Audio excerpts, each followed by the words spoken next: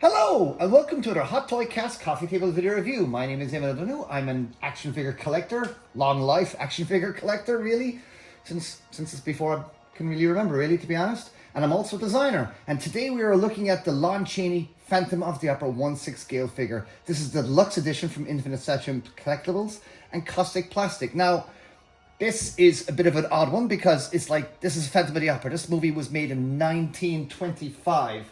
And, you know, this is kind of based on a novel. I forget what the author was called, the novel. And it's what is considered one of the earliest, if not the very first, considered real horror movie. And Lon Chaney's personification of the Phantom of the Opera is considered like the ultimate one. Even though later incarnations of the movie actually have him as a far more sympathetic character, this guy is not a nice person. He is nasty. So he's a proper horror character. But we're going to have a quick look at the figure, and then we're going to open up the box as well. So we're just going to get all the boxes. I haven't really looked at anything in here yet, so everything you're seeing my first reactions here. But first of all, we're just going to have this lovely illustration on the front here. We'll hopefully see the credits on the person who did that on the inside. But that's just a lovely illustration. There he's in front of his organ there, and of course we've got the church organ here. Nothing terribly, it's some stuff here. We got more here, information here. Lifelike hand painted with movable eyes. It's got movable eyes, this one as well. Fully articulated body.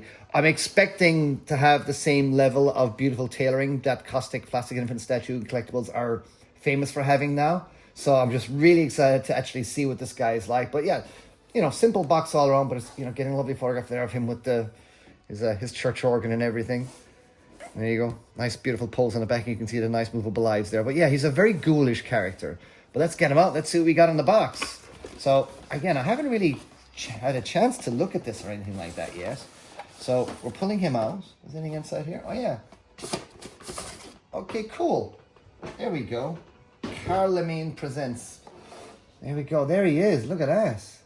And, of course, that is a famous scene from the movie as well, where he does actually go attack your Juan's boyfriend under the water by doing a little snorkeling situation on here. But, yeah, that's a nice little nod there to the old artwork there of the original. Again, this came out in 1925, and it was one of the biggest sound stages that Hollywood had ever built. And they actually only knocked it on like 2014 or whatever. But yeah, it's a very old movie, but it's beautifully shot and all the rest of this stuff. And it's just ended up being an iconic horror feature for just basically the last century. But there we go now. Let's have a little look.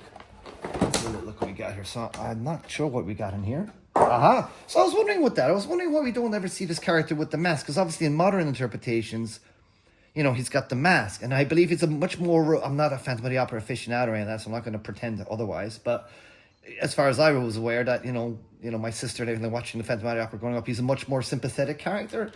This one is not. But we got beautiful hands here. They're all at the wrist, by the way. So they're all beautiful hands. They're beautifully detailed hands. And they're all actually interestingly articulated at the wrist here, obviously, so we don't see that articulation, which is something that Kaustic Plastik like to do. So we got all the hands here, but of course, let's just get to the guy himself and just kind of cut to the chase. There he is, Eric. Hey, Eric. There he is. Oh, wow. Oh, my goodness. Well, that is very nice. All right, let's do this. Again, look at, see, I knew straight away I was going to have some seriously beautiful tailoring here by them. This is what Kaustic Plastik does. Oh my goodness. Oh my word. Look at this. Okay. What I need to do now is get... if the things can slip off. I don't like usually doing slipping stuff off on the video, but if they can slip off easily, then let's do it. Beautiful shoes. Really lovely detail on the shoes. Oh, they go up quite high too. Oh, quite cool. I didn't realize they had these kinds of stylish shoes back in those days, but this is, again, this 1925. This is long before my time, thankfully. And we get the hands off here. There we go.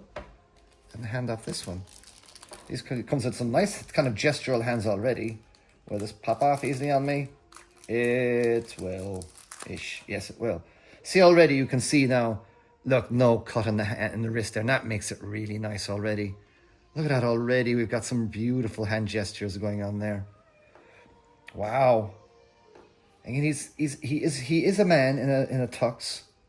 And what's great about this one, it does have actually the eyeball system as well. But look at that face. Now, Lon Chaney himself famously did his own makeup.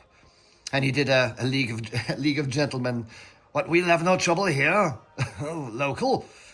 That's what I see when I see that. For anyone living in England, you will get that reference. For anyone outside of England or Ireland, you may not get that reference. But yeah, Lon Chaney famously taped up his nose there with some wire to kind of get the skeleton look. Because in the original book, he's described as a very skeletal character with, you know, black, dark eye sockets, and it's quite a skeletal features. And that is quite scary. And even for at the time, in 1925, you know, that was, it's evidently scared to bejesus out of people when they first saw it. And even the actress, what's her name? I forgot the Lon Chaney, Mary Philpin. That's her name is down there. Even Mary, poor old Mary, when she revealed the mask, she was not aware of the makeup behind it. So her reaction, evidently on screen, is supposed to be the real reaction, which, you know, reminds me of that, you know, in Alien when the chest burster comes out, that the woman's reaction is actually quite real. But we're seeing all this lovely tailor. I mean, that is beautiful tailoring, and from Kaustic Plastik and Infinite Statues, I do expect nothing less. But that is lovely. So, right, so that's him there. We'll try and get him standing there a little bit, but I mean, that's a cinema icon right there. Extra sets of pegs, that's good. And we have, I hope, a typical magnetic base that we usually have with these. Bingo, we do. I love the uniform bases. I love the fact that each one of the figures that I've gotten so far from Infinite Statue Collectibles and Kaustic Plastik comes with all these uniform bases. And this one here has a little kind of a nod there to the bottom of the dungeons, because the Phantom of the Opera is set in an opera house in Paris, and evidently below the opera house there was torture chambers, and old Eric here is a victim of those torture chambers. So he's a very bitter fellow indeed, but he takes a fancy to a woman, you know, who has a boyfriend already, but he feels entitled, so he's just going to go for her anyway. So there you go. I mean, that is beautiful already. Look at that. And I think, obviously, one of his famous poses is where he does that. And he's kind of like that. I'm sure I'll have a look at more reference photographs of the movie, and we'll get him into some more poses as well towards the end of the video. But there you go. That's him on that. And again, look at this. Oh, beautiful tailoring. I mean, that is just stunning. So I don't know if the hands go over here or not. But it's such a weird kind of cloak he has here. So I'll have to try and have a little look at that and see, do you take, I guess the cloak will be removable, of course, but I need to establish whether he wears the cloak a lot in the movie. I know he has a red outfit in the movie. I know some of the movies also shot a little bit in colour as well at some stages, but look at that. I mean, that is just stunning. It's just absolutely stunning, and he's kind of got the lovely black and white feel to it as well, even though some of it was shot in colour. A lot of the movie is reshot as well, apparently, but look at that. Look at his gruesome teeth. I mean, especially if you look at him down there, he looks very, very, very menacing. And we got to get in those, look at those eyes as well. But we're not going to do anything like that till we actually get the piano out, the church organ. But yeah, that's really nice, isn't it? Very, very, very evocative. I mean, you know, I obviously saw this movie way back when I was a child and stuff like that. You know, the kind of things that went on. But even back in the 80s, you didn't watch movies that were made in 1925. But it's such, you know, like Metropolis, that gets rerun, be it Queen using it for Radio Gaga. You know, this Phantom of the Opera, you know this, even if you haven't seen the movie, you know that this is an icon. But there you go. Let's get everything else on. Let's get the church organ out.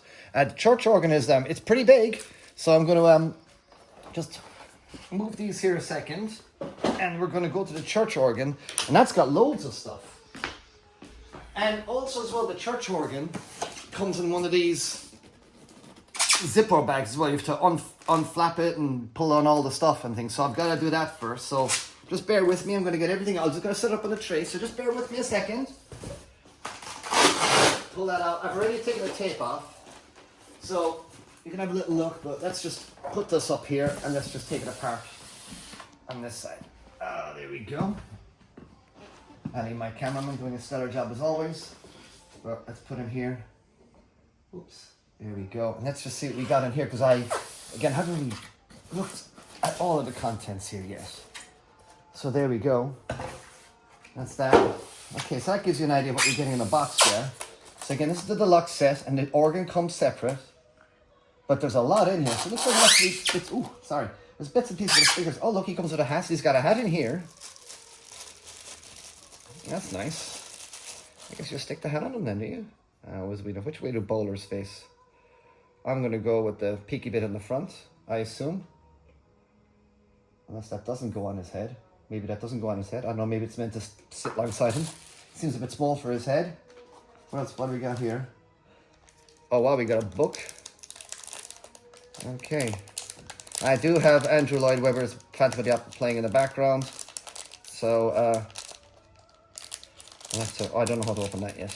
That's a bit hard to open at the moment. What else we got here? These are some lovely small detailed things. Oh my god, this is just a little vase. That's just beautiful. Okay, that's nice. We'll put that there. So we got a hat, a vase. What else we got? What's this? This is quite small. What's this? What is this? Well, does it come with his little pipe that he actually had to be in the water with? Okay. It's like a little... Oh, it's an inkwell and... Oh, so we're going to get a quill and pen here situation. So that's an old inkwell. An old quill. So was there a quill there? Hopefully they haven't missed out on the quill. I'm sure there's going to be... Yeah, there we go. I'm sure this is going to probably be with the quill. There we go. Oh, yeah. Oh, it's very hard to get out. I'm going to have to use my scalpel to get this out, actually, to pluck this out. Because it's going to be so thin, isn't it? So I'm going to have to be super careful with that. But let's have a look at this. This should be interesting. Oh, yeah. There we go. That's a quill and pen there. That's very pointy for a quill. I don't know how he's going to write with that, but I guess I'll just stick that in there. Yeah?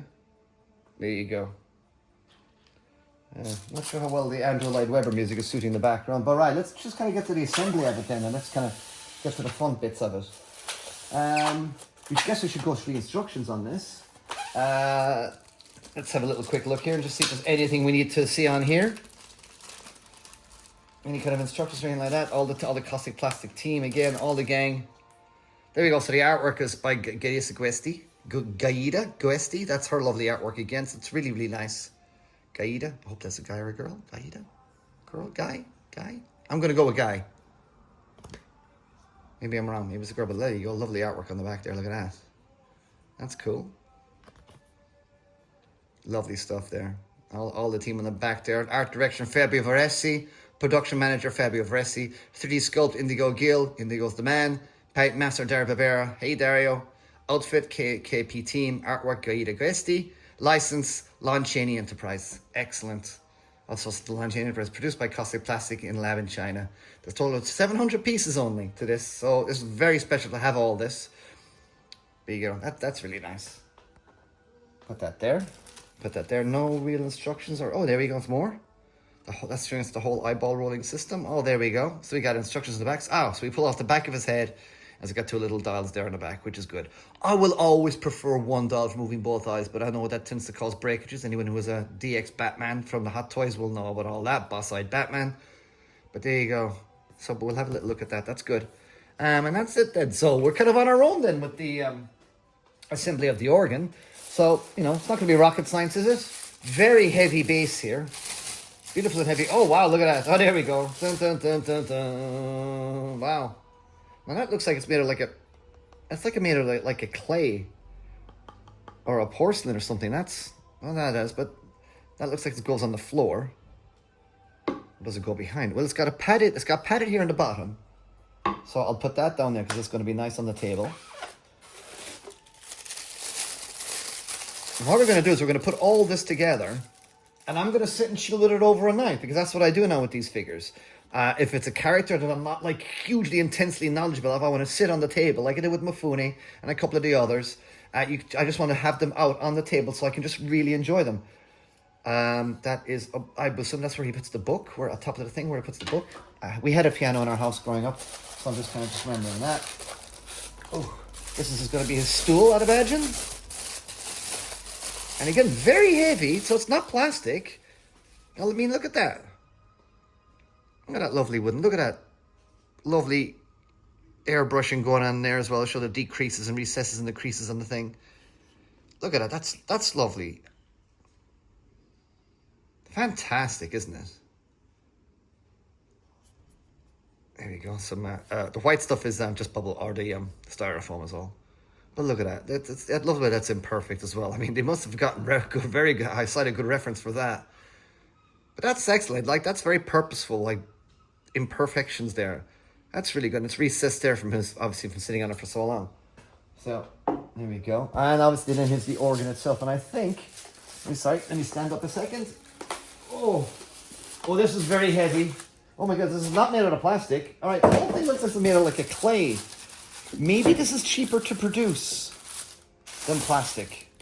Oh my word. Oh, I love that smell as well. It's got lovely fresh smells. And what's nice about this is, look again, it's got nice soft bottom. So I'm okay putting this on this lovely dining table of ours. Oh my word, look at that.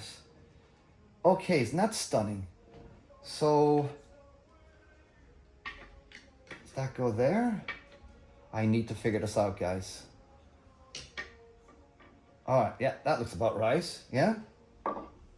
And, that goes into, this goes here. All right, that just slides in like that. And there you go. That is that. So we can put them right there. So I would imagine maybe we put that there. I'll put it there. And put the quill and the pen here maybe. Oops, no, well that's not meant to go there, so I guess the quill and the pen will have to go up top here then. Nice quill and the pen. Oh, it doesn't want to stand there with the quill in it, does it? This is a magnet for this. This is supposed to go somewhere specific. I don't know. I realize this is very riveting TV for you all. There we go, we'll leave that on there. And his hat. His hat doesn't fit on his head. So there's obviously a reason for that. He obviously must carry the hat around. No, and I don't want to mark the sculpt either. So no, I don't think that the hat is not meant to go on him. I believe that is something that he thinks, but we'll put the hat on top like that. But I think I should brave it right now and pose him in front of it just so you can all see. So let's have a little look. His hands seem to be already nicely prepared for playing the organ. So let's just sit on this beautiful body underneath. Yeah, as you can see, great body underneath, very sturdy body, so I can move him around, not a bother. So there we go. His pants give a nice bit of give in it as well. So, and you can do the famous behind the organ. You know, when these organ guys, they like to sweep their things behind. So there we go. All right. Okay. There we go. I think he's going to have to look out at you and out at the audience. Look, his fingers are already kind of done like this already. Look at that. See, there you go. Oops, he's fell off the thing. I don't think this kind of guy's going to sit in a suit, so he's going to have to put his tails in his suit back like that. Like a proper guy should. Okay. That's kind of what he's doing there now. Look at that. Let's see if I can rotate this around without messing it too much. There we go.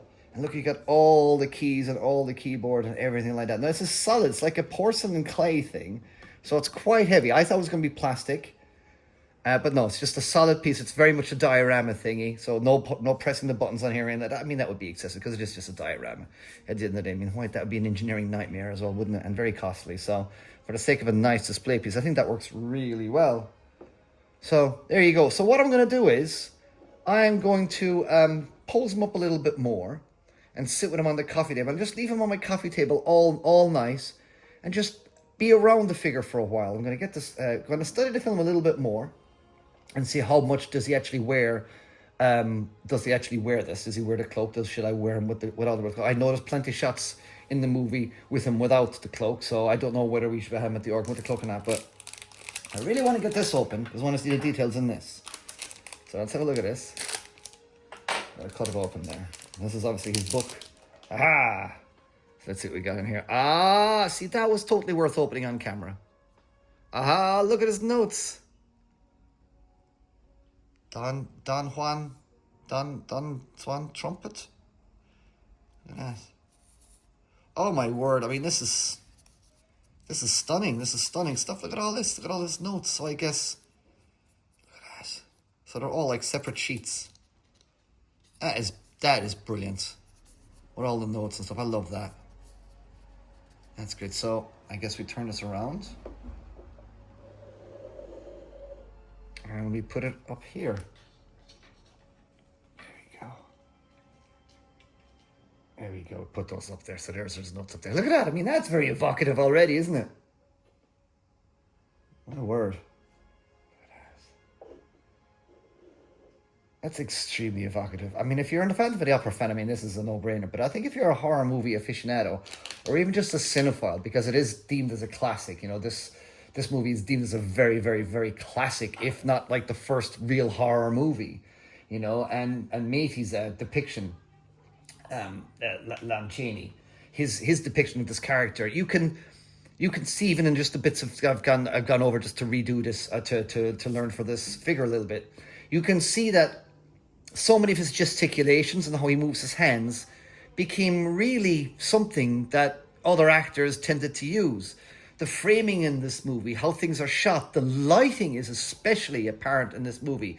And, you know, I think what we're going to try and do is maybe I can try and fodder for more dramatic light later on this evening so I can try and recapture some of the black and white feel of it.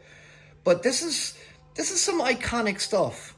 I mean, you put this in now with London by Gaslight, or London After Midnight, sorry, and you put him in with the Dracula, and you put him in with Frankenstein. I mean, this is your horse for a horror fan. I mean, this is just, I kind of think it's kind of a must-have for any horror fan. But if you're just a cinephile, I think it's a really, really cool figure as well. But let's not get too much into that right now. Let's do that in the second part. Let's sit and chill with this for a little while and just let me get really into this figure, and I'll give you a full report then now in the morning.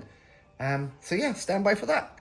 Okay, so what I'm doing now with my reviews is I've decided going forward on my reviews, I'm going to just start sitting down with the figure, leaving it out for 24 hours and just really absorbing the figure, because I feel like maybe rushing reviews and trying to get your full thoughts on a figure like this, especially for a character you're not massively familiar with, and you know, and it's something you want to kind of discover and kind of learn about and all the rest. And so I've set him on here now for about 48 hours, to be honest. I've had him here now 48 hours, and I've posed him, played with him, and just played with him, you know, put him on and doing some unique stuff with him and things, poses and whatnot.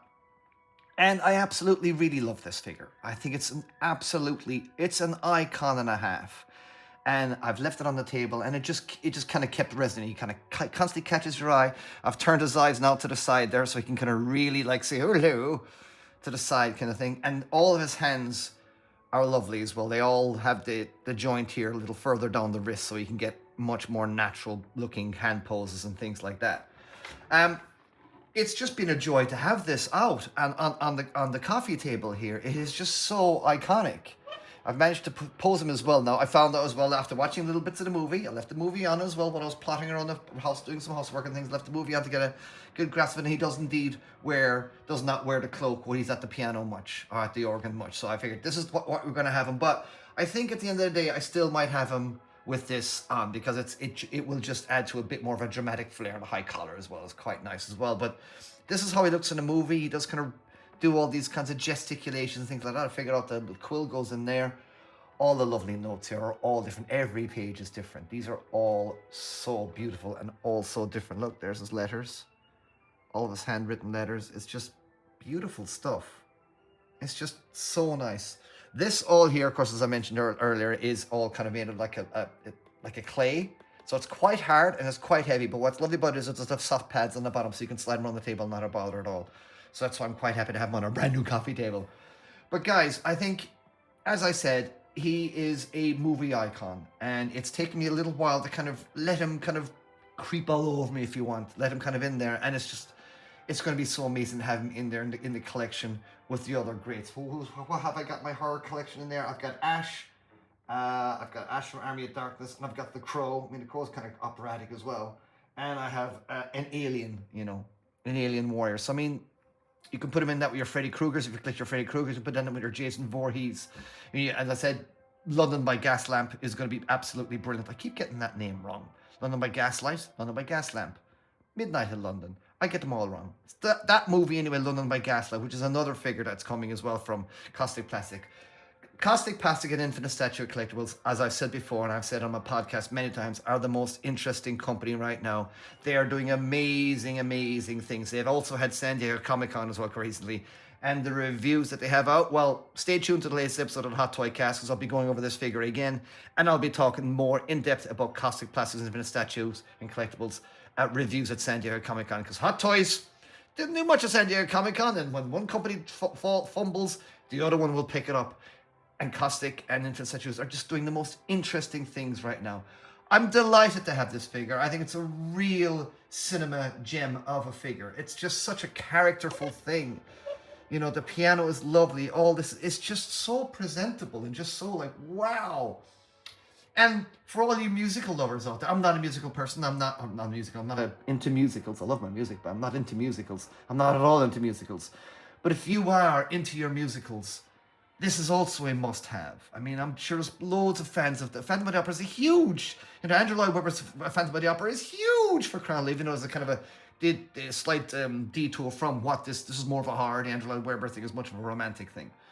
But it's still necessary to have if you are into musicals. It's a stunning figure. I'm very happy to add it to my collection, guys. So if you're at all awaiting out there, go out there and get it. Try and get the 2-pack if you want. The figure's decently priced. I think the resin set is a little bit more expensive. But shop around, guys. Some stores add much more of a markup than others. So do shop around. And also go to the Caustic Plastik and Infinite Statue Studio Collectibles website. Go to Caustic Plastik and Infinite Statues. Get there, go there, and get your prices marked up. Because they will have figures on there as well that are maybe have sold out previously as well. They might get some warehouse finds and whatnot. This figure is wonderful. It's incredibly well crafted. The tailoring, everything as per usual with Caustic Plastik and Infinite Statue Collectibles, everything is immaculately done and everything is immaculately finished. It's just beautiful. Now this is the part of the review where I start babbling over myself again, so I'm going to go now. But catch us on the next one, guys. I think the next one is going to be a Mondo figure. Hopefully it's going to be Scaramere. So fingers crossed I'll be getting that soon. And yeah, so stay tuned and listen to the Hot Toy podcast as well. And you can follow me, Eamon, on Instagram. You can follow me in Eamon_, or Eamon_ on X or Twitter, as whatever it may be called these days. And you can just catch me on Facebook as well. But yeah, guys, I'm going to take a few more pictures of this as well. I'm going to try and get some atmospheric black and white pictures with some up lights and down lights and all this stuff. So keep an eye on that as well. Yeah, great figure, guys. The Phantom of the Opera 1/6 scale resin church organ and the Phantom of the Opera 1/6 scale deluxe edition action figure. Get it, guys. It's really nice, and it'll just, I think, given in the days of so much Star Wars, in the days of so much Marvel, it's nice to have something that's just completely different from that in your collection, and it's a nice curveball to give any onlookers of your collection as well. All right, guys, have a good one. See you later. I'll see you at the opera.